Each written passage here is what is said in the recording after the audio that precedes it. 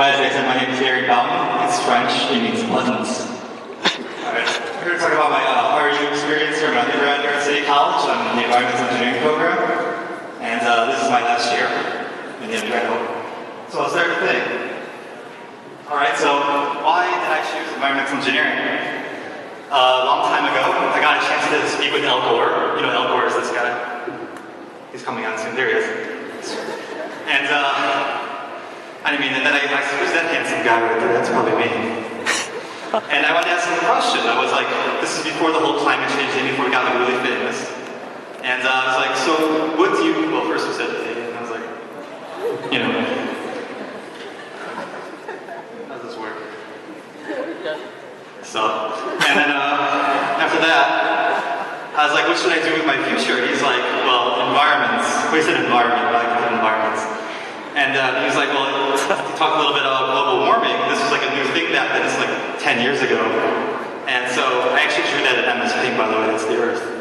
And then he was like, well, what are you doing? It's hot. You know, he's talking about global warming. This is like a new thing back then. And I was like, well, what would you do with that? Because I'm really looking forward to like helping the world, helping people out. And before at the job I was at, I wasn't very satisfied doing that. So I like,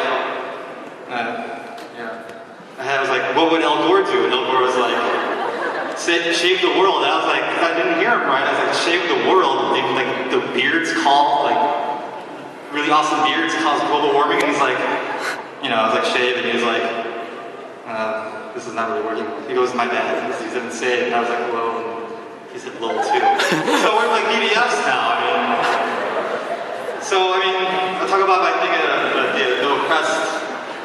I go to the Noah Crest engineering program here. It's pretty awesome. This is how you get inside. Those are the doors. These are our two mentors. That's Dr. Fred Moshari and Dr. Barry Gross. They're very, very intelligent, handsome men. They're probably. And at Noah Crest, I got recruited by Dr. Blake and Dr. Shakila Merchant, and they are like the best people to like nurture students and actually bring them into the program. And without them, I wouldn't be so rich and handsome, as you can see now. So, moving along, my first project I worked with Noah Crest is at the LiDAR lab, and LiDAR stands for, I forgot because I'm getting nervous, light detection and ranging. So, I worked in this lab, and I wasn't allowed to like look at the LiDAR itself, but I ended up doing that for like the first whole month. I just stared at the LiDAR. And because I like to make a noise as the LiDAR went up, I was always like, you know, pew. So when the LiDAR goes up in the atmosphere, it's, this is a really fast button, by the way. So there's my globe again, and there's the atmosphere and, you know, the bad stuff inside.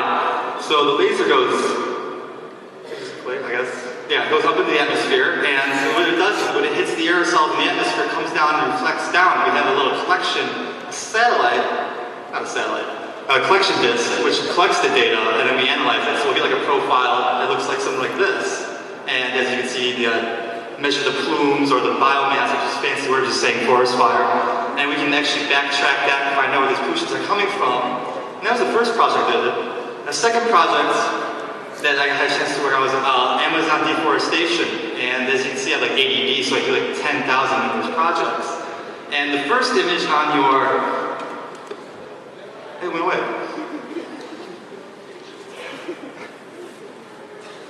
And it went away again.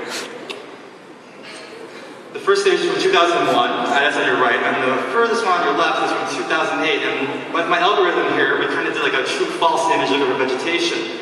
And, you know, the white is for vegetation, and the black is for deforestation, and soil and rivers. So with my algorithm, you can actually predict the direction and actually loss of vegetation. And between these two images, this is the northernmost delta of the Amazon. There's like an 8%, you know, loss in the deforestation. And these are like real projects we're working on. These are like actually tangible, concrete ideas. These aren't like theories. These are actually things that people really want to know. So it was kind of interesting. So I got like a lot of skills. Yes, skills. And one of these is one of my skills I learned. That was pretty cool, I thought. And I had a project for Scene Design to take on this DR study. And DR's over there with the arrows pointing somewhere. And there's a better map. and we had to study this lake. This lake was in the Dominican Republic. It's in the southwestern portion, and this lake was growing, was flooding. They didn't know what was going on, and they asked our school, like, do you want to look at this project, see if you can build a project out of it? And with all my talent and skill that I got from Noah Crest and the mentors, I kind of knew, like, analytically how I would attack this, even though, like, I'm not a hydrology expert, or that I didn't actually know about all runoff.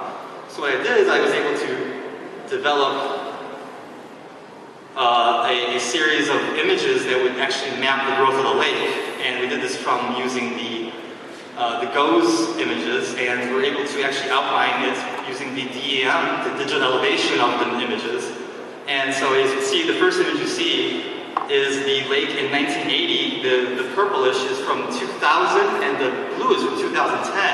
And it's a big problem because there's a lot of towns in the area. There's a lot of subsistence farming. Subsistence farming is like they farm for their own community, their own needs. So it had a really tangible human factor here. And so I was able to develop a very simple model to model this lake in MATLAB.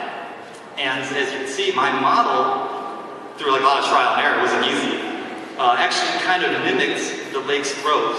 You know, this is all the skill and all the mentorship that the Noah Crest here gave me, and it was a good thing because they invited us. They're so impressed. That's my colleagues jumping in DR. They invited us down to come visit and give our proposal, and it's really exciting because it's a first-time project. It's something I put my name on, something that people might remember me by. I don't know. It's pretty interesting. So future, this is what I'm working on now, and it's a missile defense project with Northrop. And what we're doing is we're trying to look for missile launches. And it's kind of different because before I was doing government work, and now I'm taking that Noah Crest satellite, all that training I have, and applying it to the real company needs. They're contract with defense departments, and we're looking at this first stage part, which is the red area. We're looking at how can we develop these hot targets? How can we find these hot targets? And my thing is we're looking at the water vapor in the column of air. So we're using those GOES vertical profiles with temperature and pressure, and seeing if we can develop a neural network that will actually help us train for we can use this algorithm for many sites. And I thought it was interesting because at first I was kind of scared. I was like, kicking. I thought we were going to build a Death Star, and I was like, that's really complicated. And I was like, I don't know if I can do that. But then I called my cousin, he's like, I already built it. Out of Legos. And I was like, well, that's a buzzkill, because I was working on this project for a year. But going back there, having this project, having this real-life project, a project that can, protect America, protect American lives, develop satellite technology was really intriguing to me. So that's why, I'm choosing to stay on as a master's student, and I want to take this even further because of this chance they gave me. Because not only does Noah Crest teach you to, how to apply the mathematics in a class or how to model things in a computer lab, but it gives you a chance to get a real humanistic feel on helping others, and able to kind of tie in all the theories you learn and actually put them in a real life situation. You find out that not everything works out perfectly, and you can't go to your boss and be like, yeah, I didn't get that assumption where everything at 25 degrees doesn't move. Because in real life, everything's always static and dynamic, it's not sitting in motion. And if one thing I can say to you is that taking a chance and getting with an internship that gives you a chance to be creative with your knowledge, actually builds you more as a person. And if you look around the room, this is your competition. These are people in the future you're going to be competing for a job. And if you're interested in helping out the world, you're interested in the environment, you're interested in actually doing some really creative, tangible projects where you can look at something and go, I'm actually making a difference, I'm actually helping people, then there's no perfect place to be than right here at Noah Crest at City College. That's my sales pitch, by the way. And it was for these people that I want to be here, and obviously they're genius, right? I think they're genius, and without them, I wouldn't be running a dinosaur. So that's me. That's it. Thank you very much.